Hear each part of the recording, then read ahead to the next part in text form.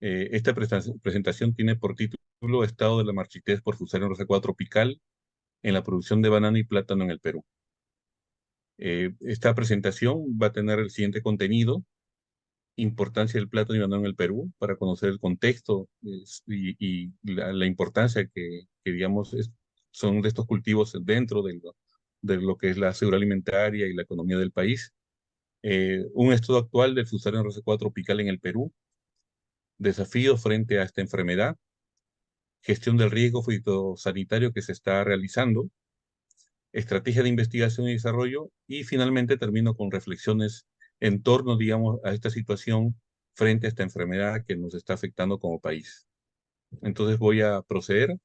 Empezamos con lo que es importancia del plátano y banano en el Perú.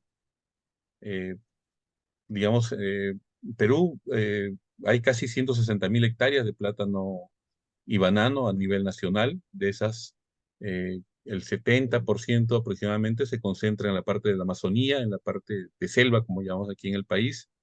Hay un 25% que está concentrado en la costa norte, específicamente en las zonas, regiones de La Libertad, Lambayeque, Piura y Tumbes, frontera con Ecuador. Y hay un 5% que está cultivada en las zonas interandinas, digamos que, o conocidas como ceja de selva. Entonces, estas 160.000 hectáreas, sobre todo el 70% que se concentra en la parte de la Amazonía, para nosotros como país es muy, muy importante, porque es parte de la canasta familiar, de la alimentación diaria que tiene el poblador que está en la Amazonía. Por eso es que la preocupación que tenemos de la vulnerabilidad, digamos, de la seguridad alimentaria frente a esta enfermedad.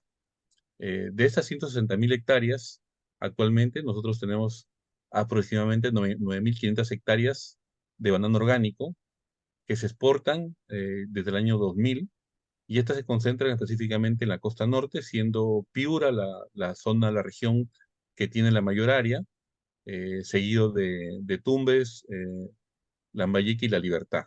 Pero básicamente, las exportaciones que empezamos en el año 2000 por un valor de $90.000, el año pasado el valor de exportación fue casi más de $150 millones.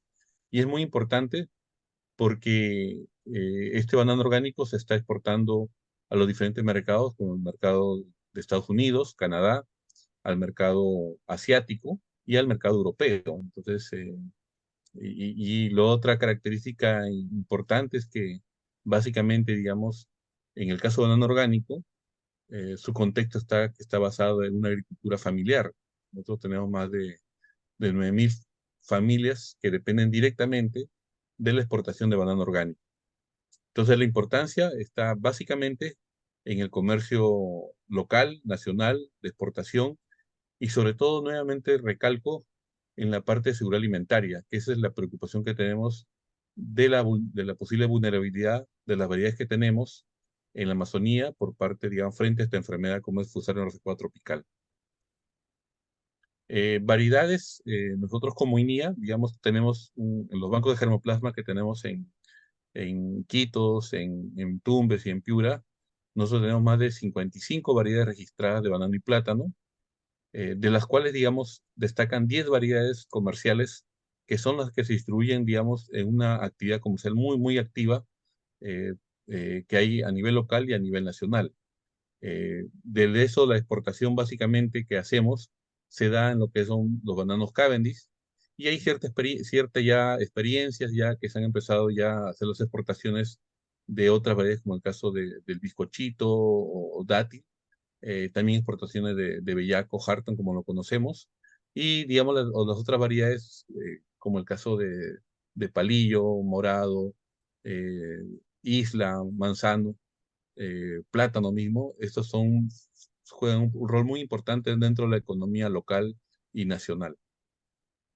Ahora, los sistemas, digamos, de producción, básicamente uno, en el caso de la Amazonía, uno mayormente está en sistemas asociados agroforestales, y son pocas las áreas, digamos, que están como en un sistema de monocultivo, como el caso, digamos, de banano orgánico, donde el sistema de producción de banano es monocultivo en forma intensiva, y algunas experiencias en la parte amazonía, como el caso del plátano, del Harton, que se cultiva en zonas como el caso del Valle del Río Agüitía, donde tenemos, digamos, la mayor área en monocultivo produciéndose plátano para el mercado nacional.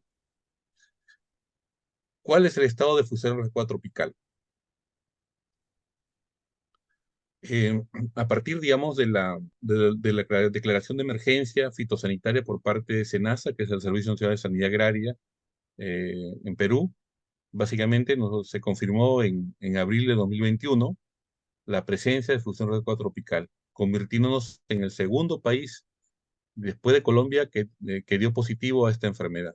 Entonces esto, eh, digamos, al confirmarse la presencia de este hongo, específicamente en la zona de producción de banano orgánico, en Sullana, en Piura, digamos, dio toda la alarma, digamos, frente a esta enfermedad, digamos, por las características, digamos, de vulnerabilidad frente a las variedades como el caso del Cavendish, que es, digamos, la principal, digamos, variedad que se cultiva en el caso de Piura específicamente.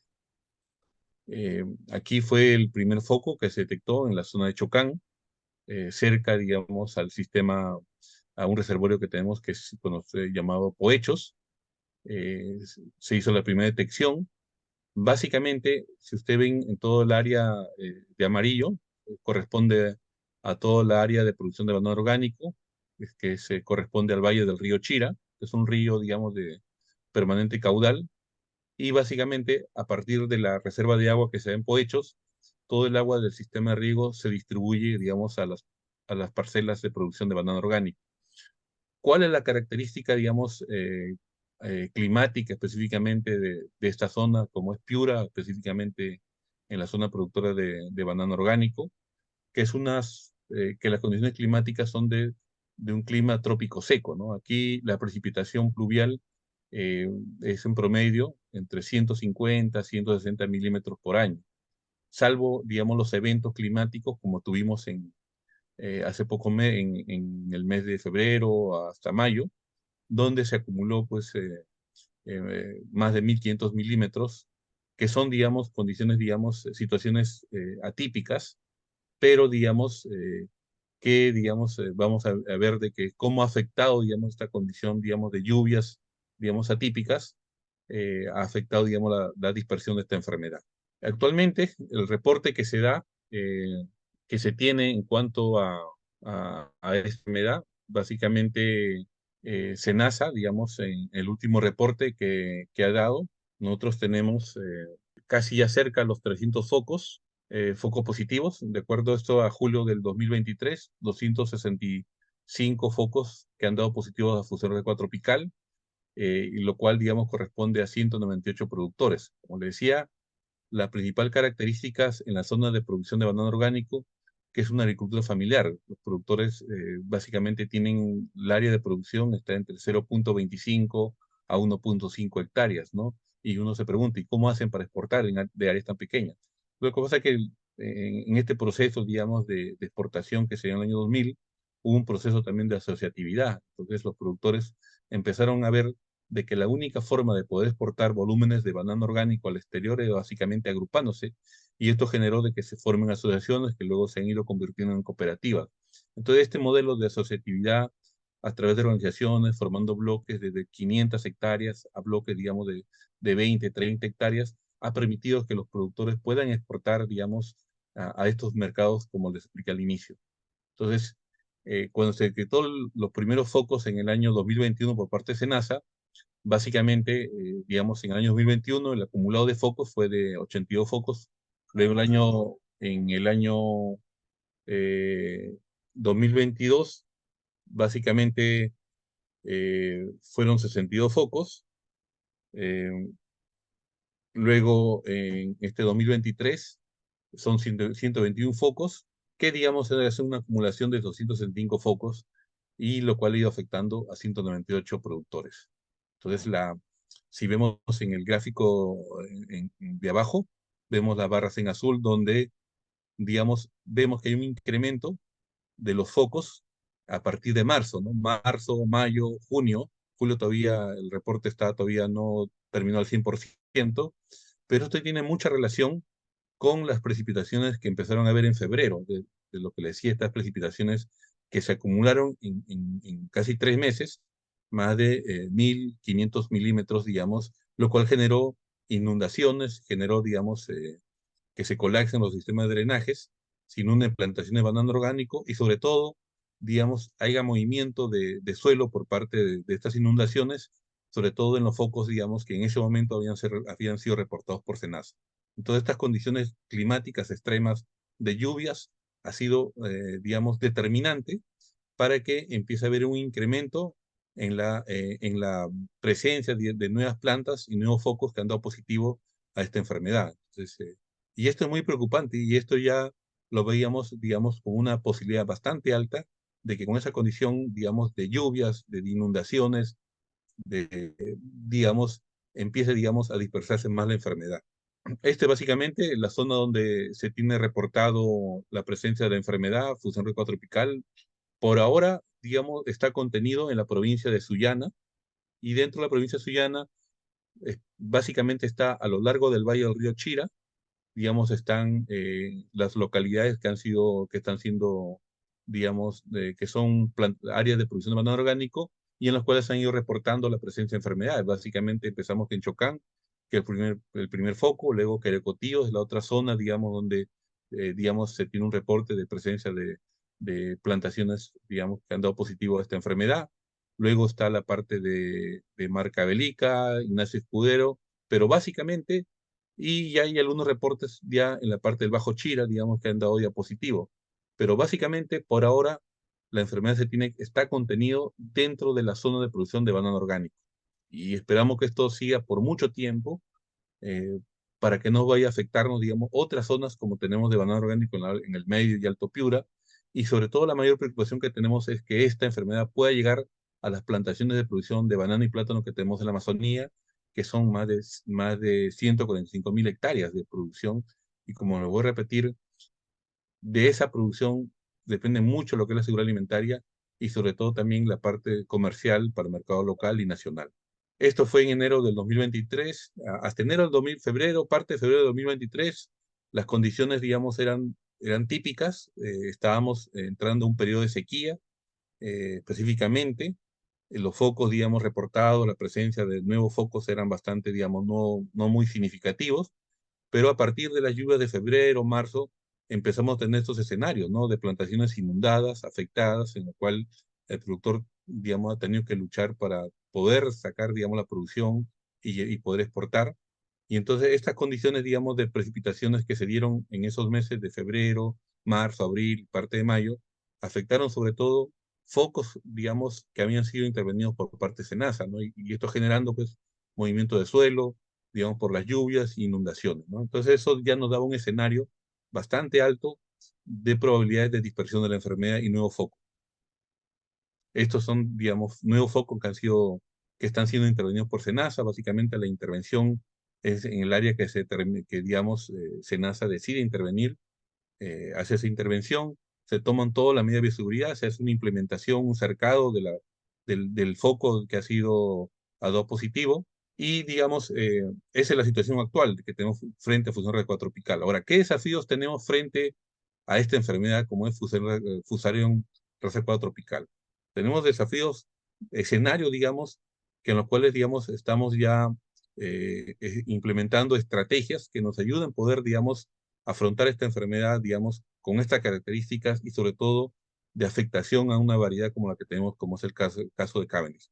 Ahí voy a especificar que dentro del subgrupo de Cavendish nosotros tenemos la principal variedad en la cual se cultiva banano orgánico, que es casi el 90%, es el cultivar la variedad Valery, que es una variedad que ya estaba hace muchos años en la zona del Valle del Río Chira.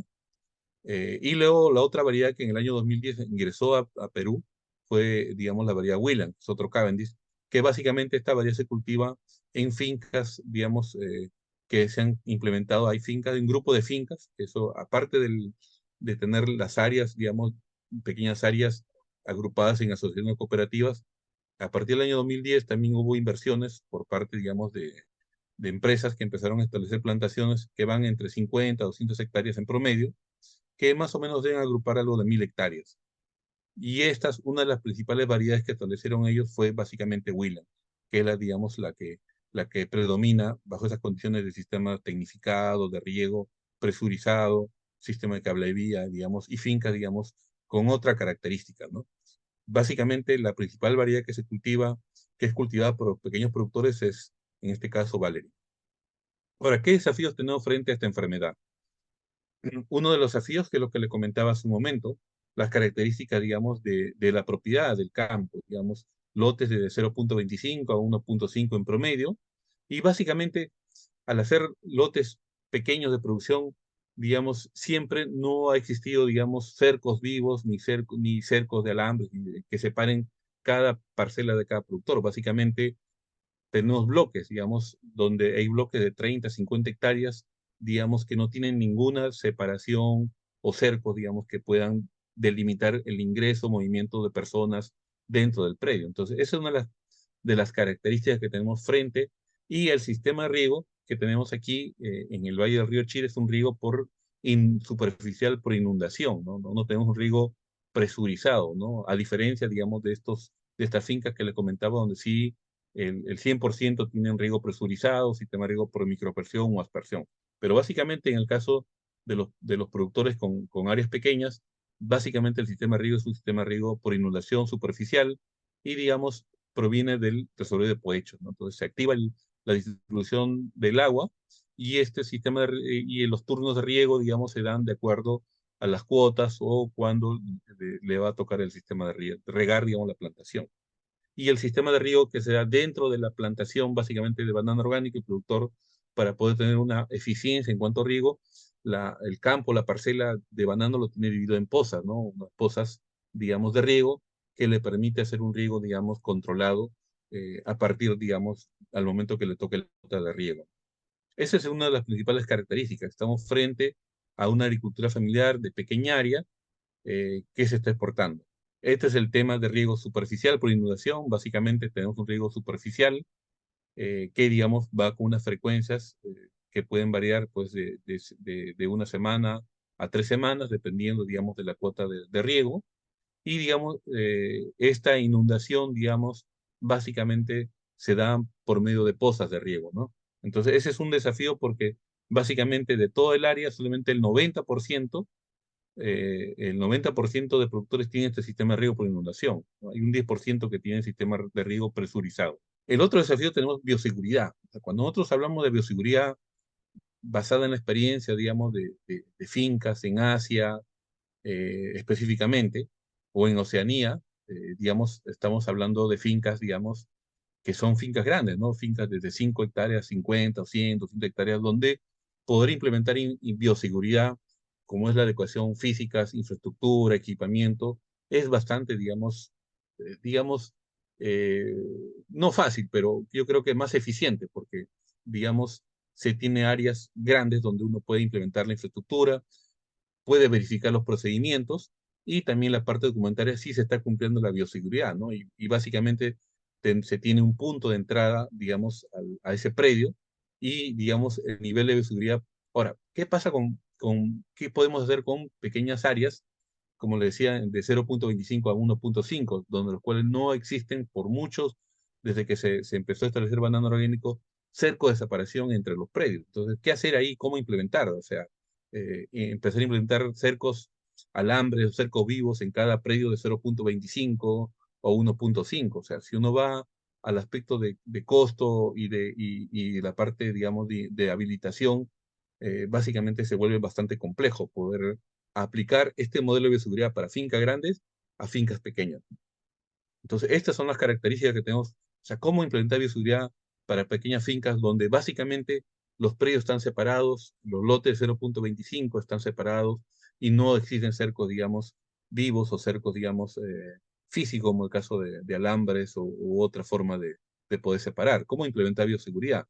¿No? Si vemos acá, ¿no? Aquí vemos, digamos, en esta imagen de una zona de producción de banano orgánico, donde encontramos, digamos, que los predios están separados desde 0,25 divididos, digamos, pero divididos en cuanto al área de producción, pero no separados por cerco, ¿no? Entonces, establecer un modelo de bioseguridad bajo este contexto de pequeñas fincas, es bastante complejo y estamos en ese proceso de adecuar un modelo que podría servir, digamos, a otras experiencias que podrían, en otras regiones donde también se produce banano y también se producen plátanos para lo que es agroalimentario o la parte de comercio local o nacional.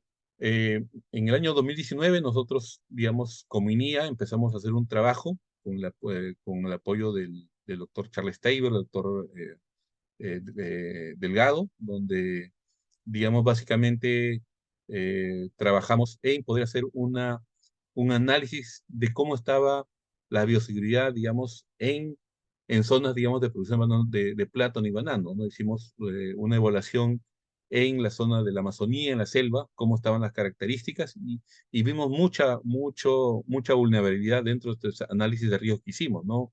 Porque si uno va a la parte de, digamos, de Amazonía o el comercio local o nacional, digamos, básicamente el movimiento del comercio, como el caso del plátano isla, que es una variedad que se cultiva mucho en la Amazonía, digamos, hay un movimiento bastante fuerte, constante, ¿no? De movimiento de vehículos, de camiones que trasladan, pero ahí no hay todavía un implemento, digamos, un programa de bioseguridad, digamos, que empiece a establecerse a partir, digamos, de la presencia de raza 4 tropical. Entonces, cuando hicimos cuando hicimos el contexto, digamos, la caracterización de cómo estaba la situación, digamos, el riesgo de que había de la vulnerabilidad frente a una posible entrada de raza 4 tropical en el año 2019, vimos, digamos, que era bastante de alto riesgo, ¿no?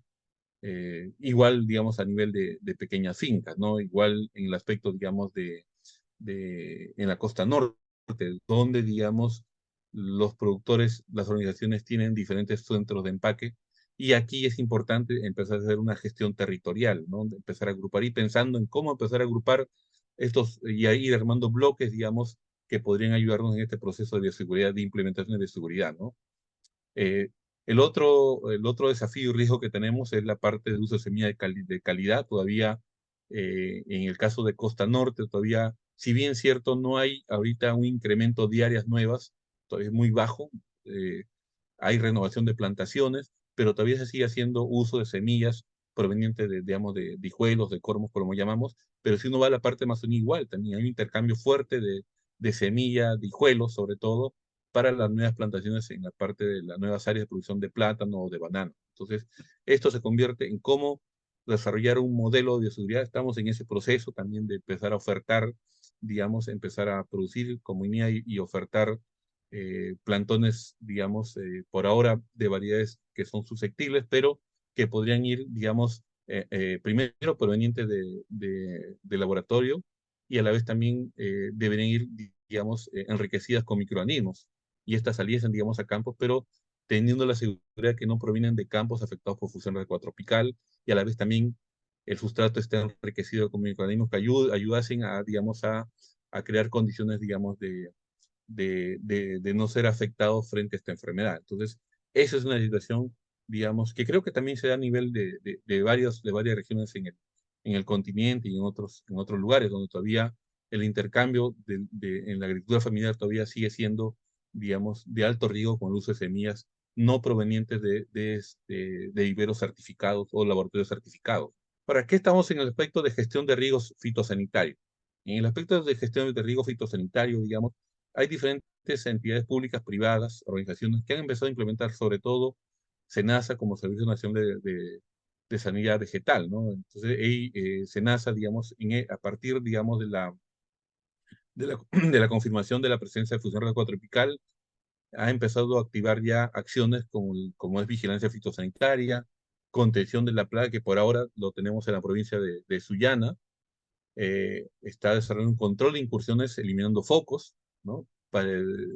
De plantas, digamos, sospechosas y luego la confirmación, hay que entrar en un proceso de eliminación de estos focos, y lo que es la capacitación y divulgación, digamos, de esta enfermedad hacia los productores, ¿no? Hay un proceso, y a la vez también a partir del 2021, ya se empezó también a activar y ir estructurando un modelo, digamos, de intervención en el cual no solamente estén las entidades públicas también, sino también haya una participación del sector, digamos, productivo, la academia y diferentes entidades públicas y privadas. Y en ese proceso, digamos, y hay iniciativas que se han empezado a activar, sobre todo en estos últimos años, donde, digamos, hay una estructura a nivel nacional, hay una estructura regional y hay una estructura local donde, digamos, ya a partir de la presencia de la enfermedad se ha empezado a activar y estamos en ese proceso, ¿no? Cual, de sensibilización hacia el pequeño productor y los diferentes entes que forman parte de la cadena específica de banano orgánico. Ahora, este trabajo también se tiene que replicar, digamos, a otras regiones como es la Amazonía, donde también tiene que haber esa preocupación de qué hacer para evitar el ingreso de la enfermedad a estas zonas que también podrían ser vulnerables. En este proceso, digamos, como le decía, en el año 2019, como INIA empezamos a desarrollar un trabajo con el apoyo de los doctores Teiber y Delgado, en el cual hicimos análisis de vulnerabilidad, análisis de riesgo frente a una posible presencia de fusión recua tropical en la parte de Amazonía. Empezamos a hacer unas evaluaciones, a trabajar con los productores, a recibir, digamos, esa información de cómo podría ser una posible respuesta frente a un posible ingreso de la enfermedad, ¿no? Y en ese momento no teníamos reserva tropical como país, ¿no? Lo hicimos tanto en costa, lo hicimos tanto en la parte de selva, pero básicamente en costa, una de las características, y vimos también de alto riesgo, es de que ese modelo de monocultivo se vuelve también, da más vulnerabilidad, digamos, a la dispersión de la enfermedad. Entonces, por eso es que hay una de las recomendaciones que se hizo era de que teníamos que ir entrando a ir cambiando el modelo de monocultivo e ir pasando a un modelo, digamos, asociado, ¿no? Un modelo agroecológico, no solamente esté el banano, sino también otros elementos que ayuden, digamos, a aumentar, digamos, la diversidad de microorganismos, de condiciones, digamos, que no favorezcan la dispersión de esta enfermedad. Entonces, eso es muy importante y estamos en ese proceso y hay algunas experiencias en cuanto, digamos, a uso de coberturas, a uso de, digamos, de productos de bioremediación que se han empezado a desarrollar. Aquí, digamos, el uso de coberturas, ir agregando otros elementos dentro de este modelo y salir del modelo de monocultivo y pasar a un modelo de policultivo, digamos, asociado, agroforestal o como querramos llamarlo, pero tenemos que pasar de ese modelo, ¿no? Porque también no solamente está el aspecto, digamos, de fusión ecotropical, ¿no? Nosotros en los últimos 10 años hemos observado, digamos, la aparición de nuevos insectos plagas que antes no eran plagas, como el caso de tris de la mancha roja, la cochinilla, la escama, digamos, y creemos que en ese desequilibrio y la falta, digamos, de control biológico por este modelo de monocultivo ha hecho de que empiecen a aparecer estas condiciones favorables tanto para insectos como para enfermedades. Entonces es algo que creo que en la situación actual nos hace reflexionar sobre la importancia de ir cambiando ese modelo de monocultivo, ir intensivo y ir pasando a un modelo, digamos, asociado, diversificado, ¿no? Si queremos darles condiciones no favorables para enfermedades como caso de fusión recotropical o insectos que se convierten en insectos plagas, ¿no? Eh, Hay acciones, digamos, concertadas. Yo creo que ahí el papel importante, el rol importante que juega, digamos, las juntas del banano orgánico, la mesa técnica, el clúster de banano, creo que es muy importante porque en este proceso, digamos de poder empezar a estructurar y empezar a sensibilizar al productor, y no solo también al productor, sino a todos los que forman parte de la cadena de banano orgánico, tomando como ejemplo, es muy importante acciones territoriales concertadas entre los gremios, ¿no? Y creo que ya desde el año pasado y este año ya se ha visto ya acciones que se han empezado a hacer como la entrega de kit, digamos, en el caso de prevención y contención, ha habido procesos de comunicación y capacitación frente a la enfermedad y sobre todo, digamos, empezar a hacer una gestión política también, que es muy importante para que el gobierno central apoye en este proceso con recursos financieros para poder afrontar y no afectar, digamos, y no dejar que la cadena de banano orgánico se pueda perder. Y sobre todo la mayor importancia que creo es de que esta enfermedad no se vaya, digamos, no vaya, digamos, a dispersarse a otras zonas importantes como es la parte de la Amazonía, donde estamos hablando de más de 145.000 hectáreas que podrían afectar, digamos, la seguridad alimentaria de muchas familias rurales que dependen del plátano y banano, ¿no? Y lo otro, el aspecto de financiamiento e innovación. O sea, en este proceso es muy importante tener financiamiento para poder desarrollar tecnologías, digamos, adaptadas a las condiciones reales, en este caso, de la costa norte. Y esto creo que es ese rol, digamos, de participación de Logremos es muy importante en este proceso de trabajo articulado.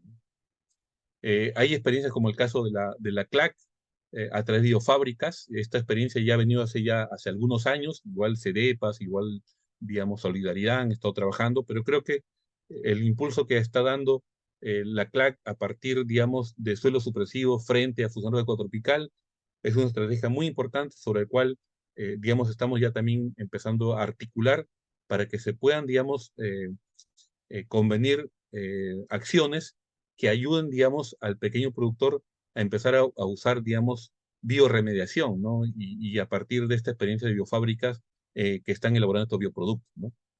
Cuando se dio la presencia de raza tropical, la preocupación no solo ha sido por parte del productor o el sector público, también la preocupación también ha sido por parte, digamos, de las empresas exportadoras, ¿no? Que han empezado, digamos, a observar un alto riesgo, digamos, de una posible dispersión de la enfermedad, sobre todo en las zonas productoras de abandono orgánico. Entonces, en este proceso, a partir de la articulación con diferentes entidades, tanto nacionales como del exterior, se empezó a trabajar en un planteamiento a través de Eurofair, liderando, digamos, esta iniciativa, en el cual tenemos que empezar a trabajar en un enfoque territorial. Y ese enfoque territorial es usar tecnologías, digamos, de imágenes que ayuden a construir, digamos, mapas digitales que nos permitan hacer un análisis de riesgo de la zona. Como le decía, ¿qué hacemos en áreas, digamos, donde bloques de 0,25 a hectárea y media? ¿Cómo empezamos a implementar modelos, digamos, de cercos donde los ingresos sean controlados, ¿no? Y no haya ese movimiento, digamos, de vehículos, de personas, en un campo, digamos, donde no existe todavía, digamos, cerco de separación. A empezar a identificar, digamos, puntos donde deberían ir, digamos, los pediluvios, los rodaluvios, los puntos de desinfección, ¿no? Entonces, para eso necesitamos usar, digamos, estos mapas. Yo creo que la iniciativa que se inició ya a partir de uso de imágenes, ha sido muy importante y eso está sirviendo para que ya haya experiencias de algunas organizaciones, digamos, como el caso de APEDOMA, que empezó a implementar ya un modelo, digamos, de implementación de bioseguridad, ¿no? Y si vemos aquí en este gráfico, toda la parte del cerco rojo, digamos, agrupa a 100.5 hectáreas, donde hay 9 productores. Y en este modelo, digamos, donde vemos que se han determinados los puntos de entrada, donde existen los pediluvios, con los cuadrados, los rectángulos de amarillo. Esto creo que es una primera experiencia que está permitiendo poder ver que sí es posible empezar a hacer estos modelos de bioseguridad en áreas, en bloques, ¿no? Y no a partir, digamos, de la agrupación de parcelas de producción, de pequeñas fincas, ¿no?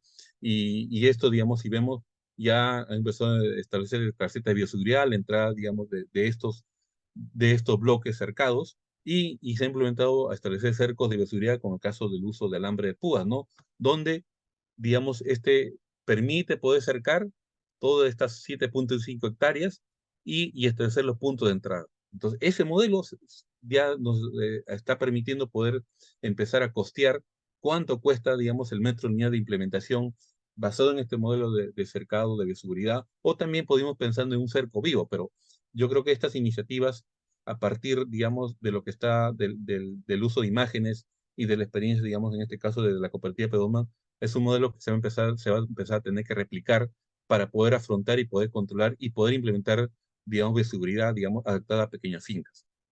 Los puntos de contención, a partir de lo que se está haciendo muy activo, es muy activo, se está a partir, digamos, de las acciones que está haciendo SENASA, tanto en la región de Tumbes, porque Tumbes es una región fronteriza con Ecuador, también hay acciones de control de desinfección para los vehículos que van específicamente al puerto de Paita, que está del Valle del Río Chira, está a casi una hora, bastante cerca, y entonces, y el control también al movimiento de vehículos también. Entonces, esa parte creo es muy importante.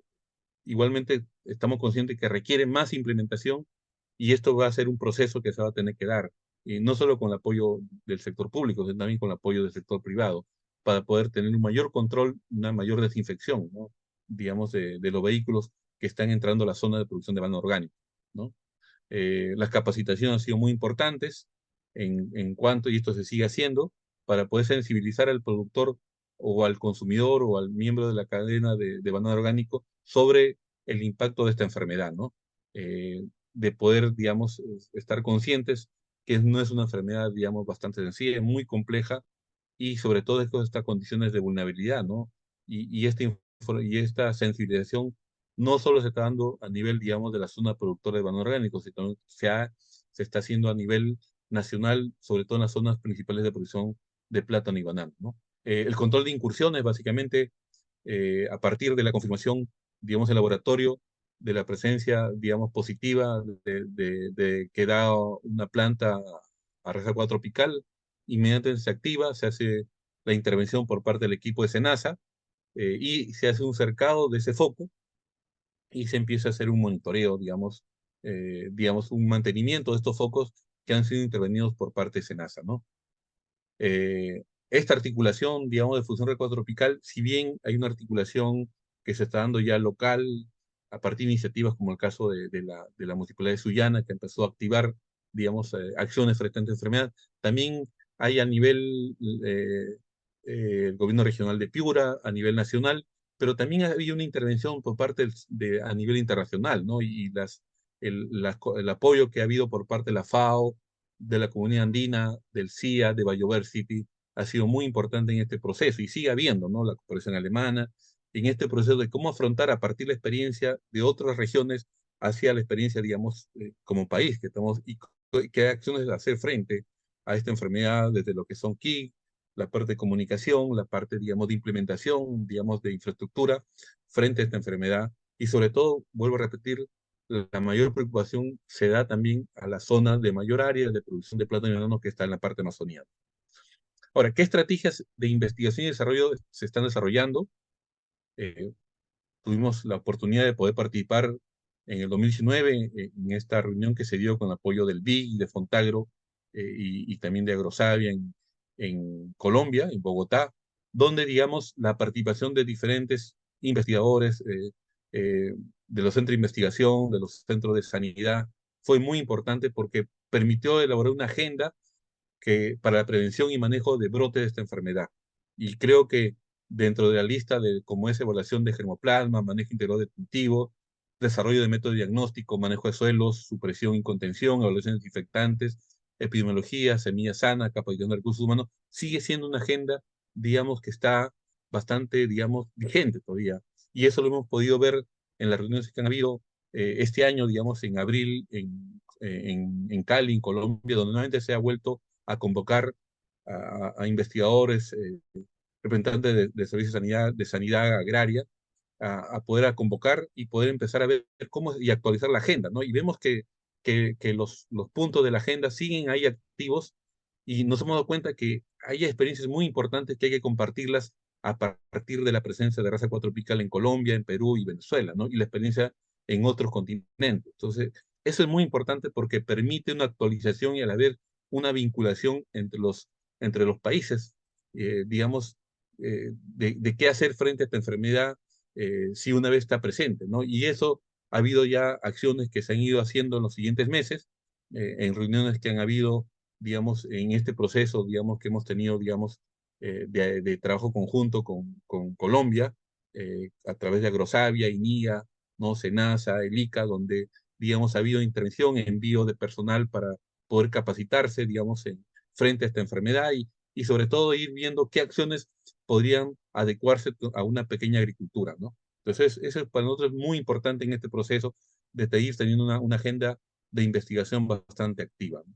Ahora, como país, en Perú, hay proyectos que se han ya establecido, que, digamos, están haciendo frente, sobre todo en los aspectos de bioseguridad, vigilancia y monitoreo, en el aspecto de introducción de variedades, salud de suelo, hay aspectos de premejoramiento genético, la parte de su economía y capacitación, ¿no? Y hay proyectos que voy digamos, a ir enumerando, como el caso del proyecto Alerta, una iniciativa que se está dando, Plan GEAL también, ProFruit, proyecto con fondos locales, STC Fusarium, la Secretaría Técnica del CGIAR, con fondos nacionales que ha permitido, digamos, tomar acciones de investigación en el 2019. hay un proyecto, digamos, con la Universidad de Tokio, INIA, la Universidad Agraria, la Universidad de la Selva. Luego hay una iniciativa que está en proceso con CIRAC en lo que es la introducción de variedades tolerantes frente a esta enfermedad. Ahora, este es un proyecto que empezamos en el 2019, en una acción entre INIA, SENASA y la Alianza CIA Bioversity, a partir, digamos, de la confirmación de la enfermedad en el 2019 en Colombia.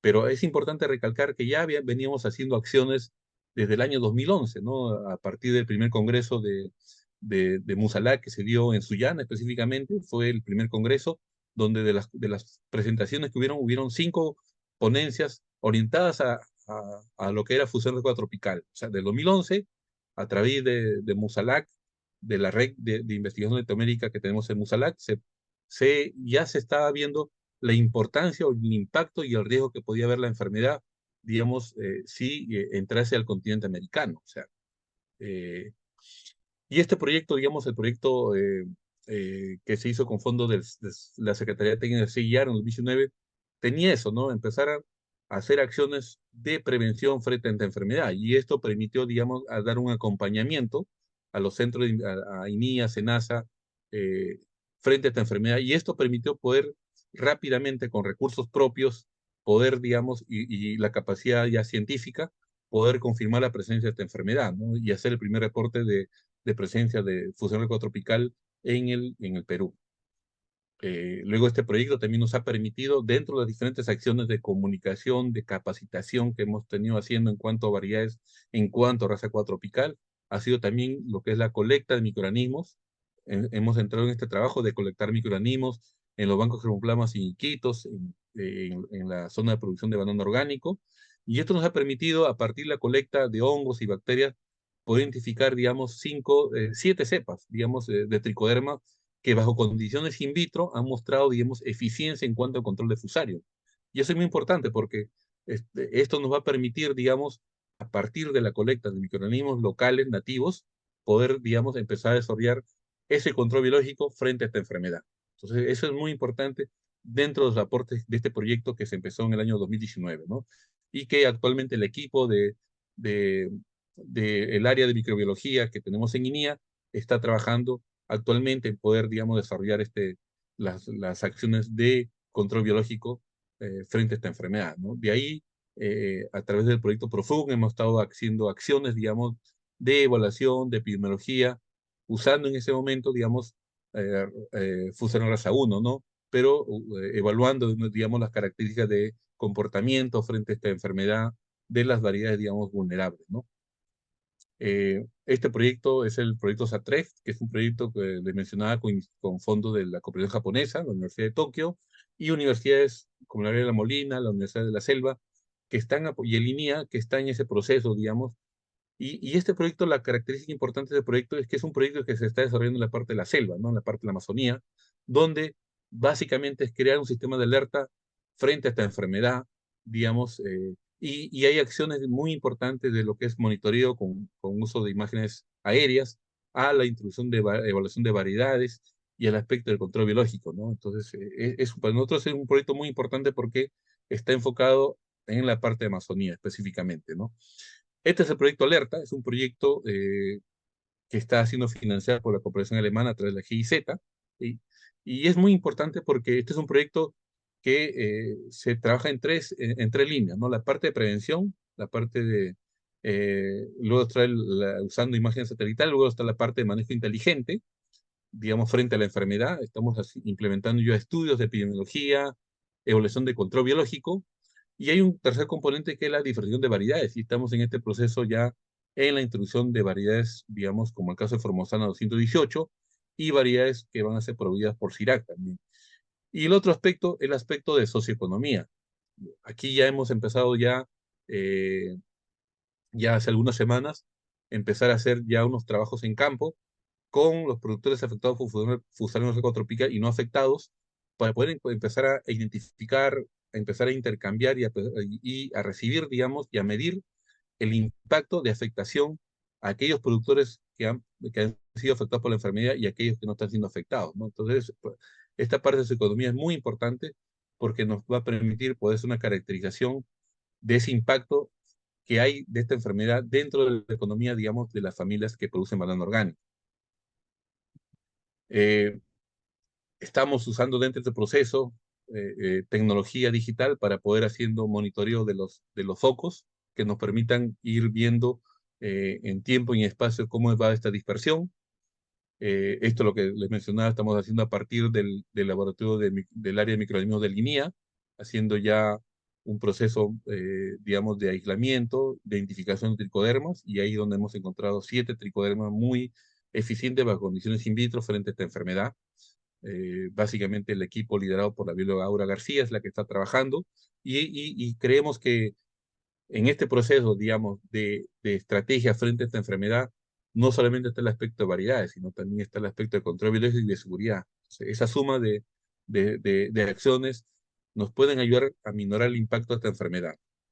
Evaluaciones de variedades es otra acción que ya hemos empezado dentro del el proyecto Alerta, en el cual ya hemos empezado a hacer la introducción de esta variedad que es Formosano 118, para hacer una evaluación bajo condiciones de campo con función riesgo tropical, evaluarlas y poder, digamos, ver su comportamiento en el aspecto, digamos, en el aspecto fitosanitario, en el aspecto de la parte de epidemiología, ver cómo se comporta frente a esta enfermedad, y también el aspecto, digamos, de cosecha y post cosecha también, ¿no? La parte agronómica, ver cómo, digamos, si la fruta, digamos, bajo condiciones del Valle del Río Chira, cómo se desarrolla, y digamos, si esto puede convertirse en una alternativa, digamos, digamos, en estas estrategias frente a esta enfermedad. Igualmente, considerar que también estamos en ese proceso ya de coordinaciones para hacer la introducción de otras variedades que nos ayuden a, digamos, a incrementar variedades que podrían ser, digamos, alternativas frente a esta enfermedad. Reflexiones finales ya, en esta parte ya final de esta presentación. Básicamente, por ahora, de acuerdo a los reportes oficiales, Fusión Riesgo Tropical está contenido en la provincia de Sullana, en el departamento de Piura. Por ahora, estas acciones, digamos, tienen que intensificarse para evitar, digamos, que esta enfermedad se disperse a otras zonas, digamos, importantes como es la Amazonía. Entonces, yo creo que por ahora esa contención, y esperamos que esto siga contenido por muchos años más, pero estamos conscientes que hay un riesgo alto, y eso creo que es parte de la estrategia de implementar más control y bioseguridad. La bioseguridad como parte de la estrategia, estamos en proceso de adaptación, de investigar, de diseñar un modelo dirigido a pequeñas fincas. Ya hay iniciativas que lo hemos visto, como el caso de AP Bowman, iniciativas muy interesantes porque nos ayudan a desarrollar un modelo, digamos, adaptado digamos, a productores con áreas muy pequeñas, ¿no? Variedades resistentes tolerantes es una alternativa que tomar un tiempo de evaluar, no es inmediato. O sea, hay un tiempo que hay que evaluar su adaptación, su comportamiento agronómico, cosecha y post cosecha, y sobre todo su comportamiento frente a la enfermedad. Pero es parte de esta estrategia. Lo otro, es importante mejorar los mecanismos de acceso a material de propagación de calidad genética y fitosanitaria.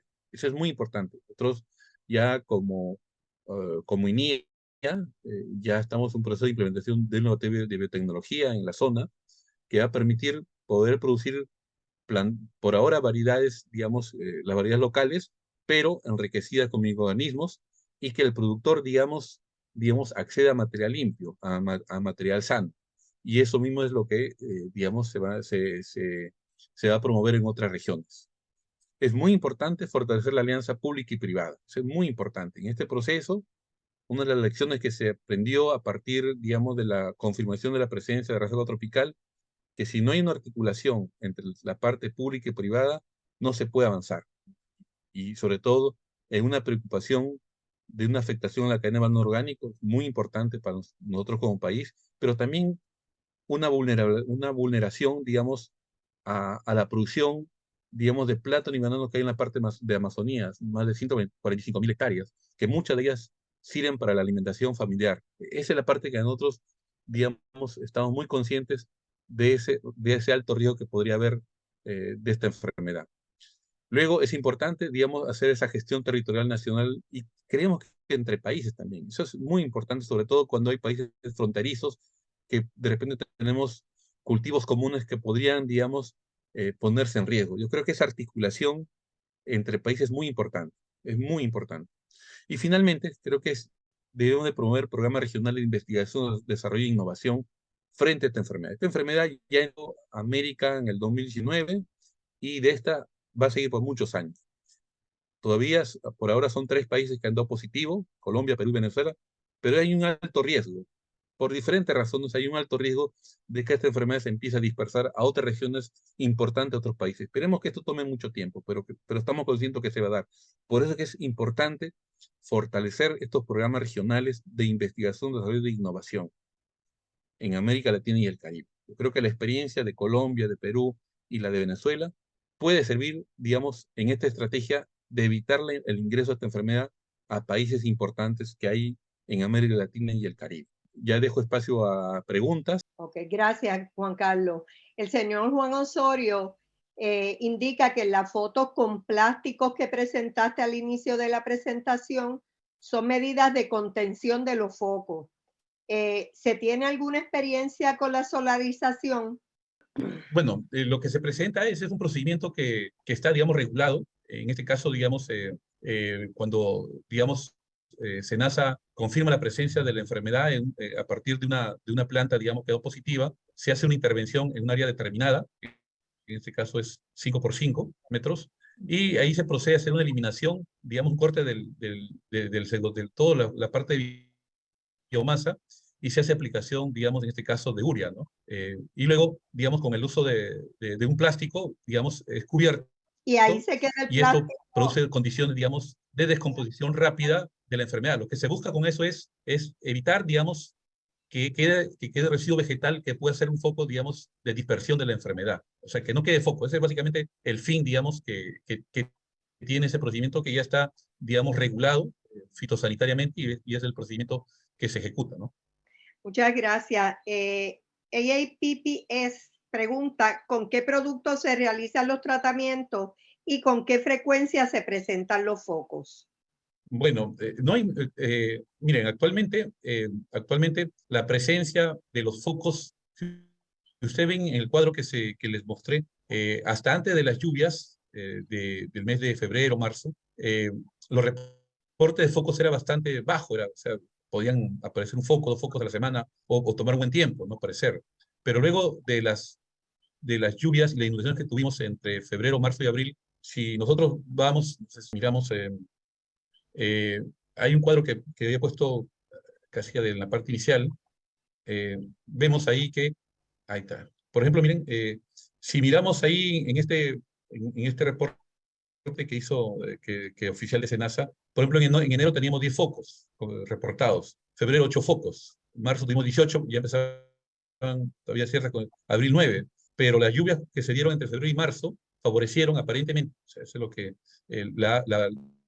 la confirmación de nuevos focos, que fueron 22 en mayo y 42 en junio. Ahora en julio, de acuerdo al reporte que se dio en julio, fueron reportados 12, no falta todavía seguir evaluando, pero no nos dice, digamos, no podríamos decir de que hay digamos, un comportamiento ya, digamos, con cierta tendencia de aparición constante, ¿no? Eso, porque es muy variado. Tal vez las condiciones de lluvias que se dieron podrían haber, de hecho, han favorecido la dispersión, pero ahora las condiciones nuevamente, de trópico seco, de limitaciones en cuanto a lluvias, podrían nuevamente generar ciertas condiciones, por ejemplo, digamos, no favorables, ¿no? Es algo que estamos midiendo, SENASA lo está haciendo, y yo creo que eso, y también nosotros como proyecto lo estamos haciendo midiendo Okay. también para entender cómo va viendo esa dinámica, digamos, en tiempo y espacio, ¿no? En los siguientes. Por eso que es importante ese monitoreo de estos focos para entender, digamos, cuáles son las condiciones bajo nuestro clima y suelo que podrían favorecer la dispersión de esta enfermedad.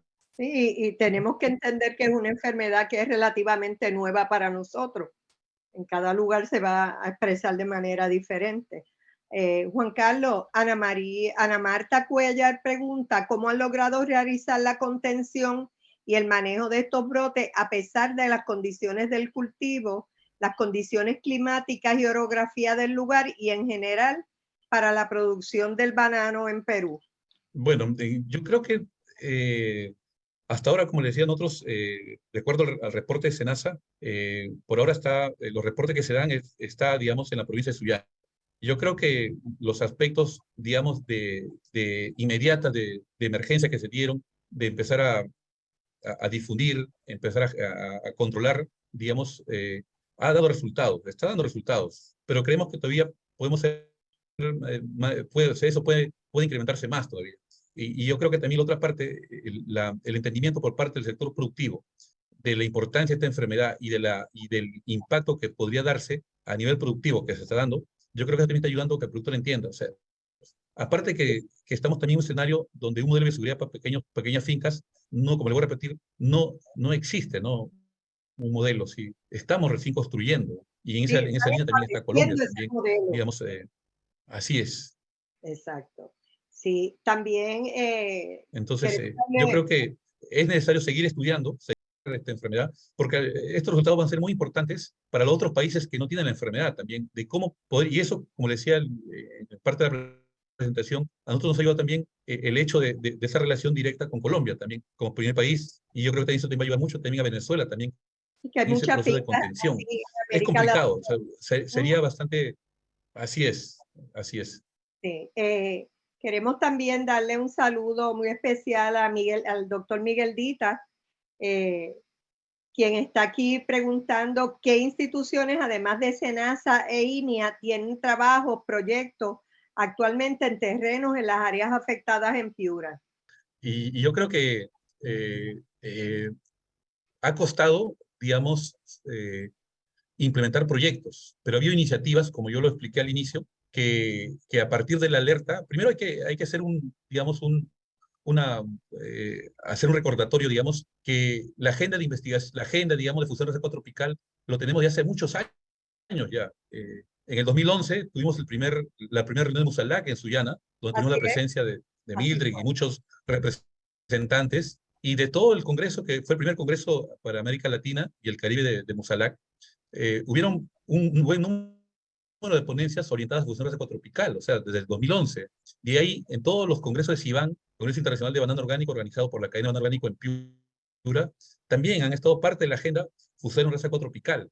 Y yo creo que, y luego ya cuando se confirmó la presencia en Colombia, nosotros teníamos ya un proyecto en ejecución financiado por la Secretaría Técnica, y ahí fue muy importante la alianza con Bioversity, porque ese acompañamiento de ellos a Linia, a Senasa y a los sistemas de organizaciones fue importante porque estuvimos en el momento cuando lamentablemente teníamos la sospecha de la presencia y luego confirmamos, ¿no? Y pudimos reaccionar y poder reorientar recursos hacia investigación. Y actualmente eso nos ha permitido ya empezar este proyecto. Así es. Actualmente, ¿qué proyectos de investigación tenemos?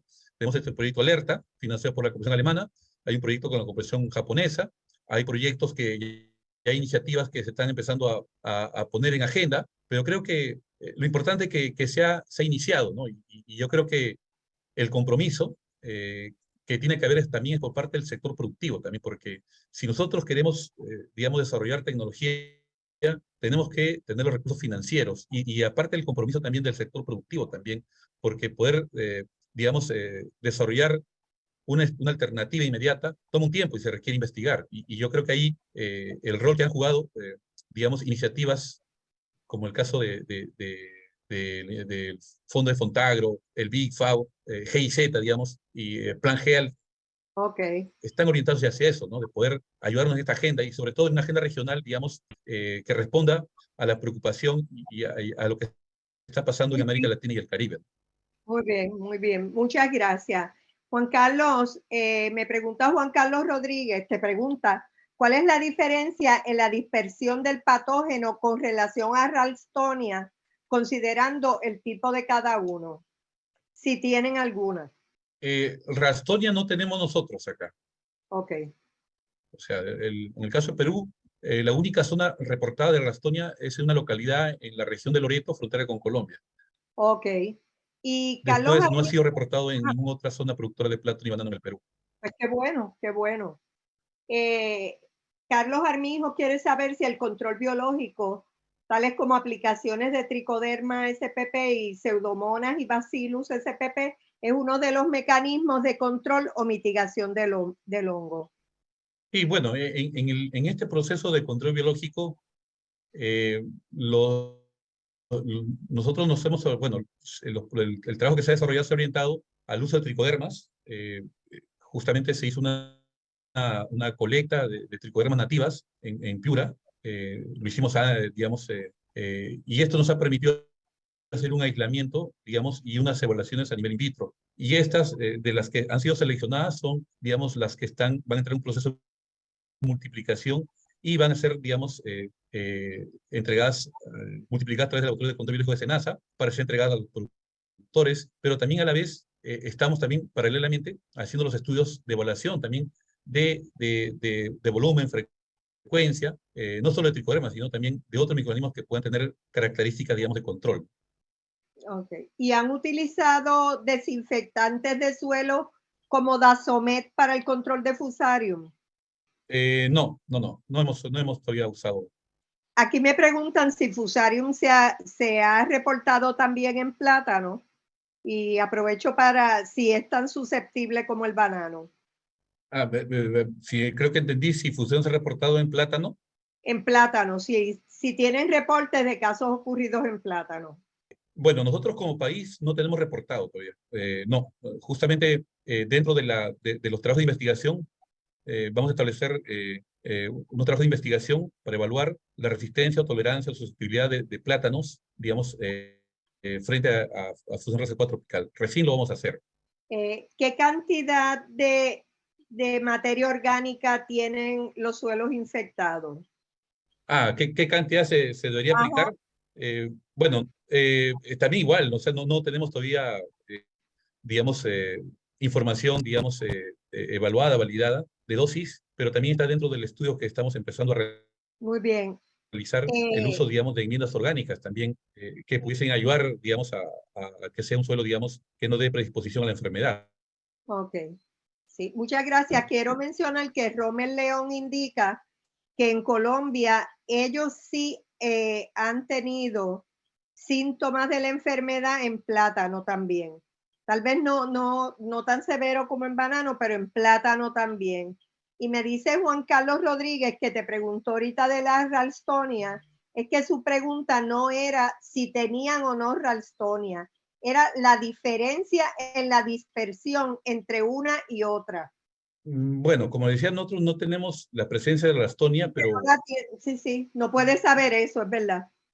Es verdad. no la tenemos, pero digamos por información, creo que Fusarium es más de riesgo, ¿no? Porque, digamos, tiene varias formas de dispersión, ¿no? Agua, suelo, tejido. En el caso de la Estonia, digamos, es, digamos, básicamente transmisión mecánica, ¿no? Entonces yo creo que el impacto de fusiones tropicales es mayor, digamos, en dispersión, ¿no? Sobre todo si hay condiciones como las que tuvimos de lluvias, de inundaciones. Exacto. El patógeno, si está en el suelo, se va a dispersar rápidamente a otras condiciones, ¿no? Creo que es una de las complejidades y de las preocupaciones que tenemos frente a esta enfermedad. O sea, estamos frente a una enfermedad que, digamos, que bajo una condición climática, como la estamos teniendo actualmente, podría dispersar rápidamente y, digamos, y afectar, digamos, las plantaciones de plátano o de banano específicamente, ¿no? Sí, muy bien. Muchas gracias, Juan Carlos. Yo creo que Sí, por un tema de tiempo ya debemos ir cerrando nuestra conferencia. Nosotros vamos a tener a la disposición del público esta charla muy pronto, completa. Podemos también compartir la información para contactar a Juan Carlos Rojas Yánquez, porque yo sé que ellos están teniendo unas experiencias bien importantes en el tema de Fusarium, porque lo tienen, lo manejan y han podido seguir adelante aún con la enfermedad en la zona del Piura. Así que, sí. Juan Carlos, si tienes que decir algo antes de Sí, despedir. gracias, Mildred, nuevamente.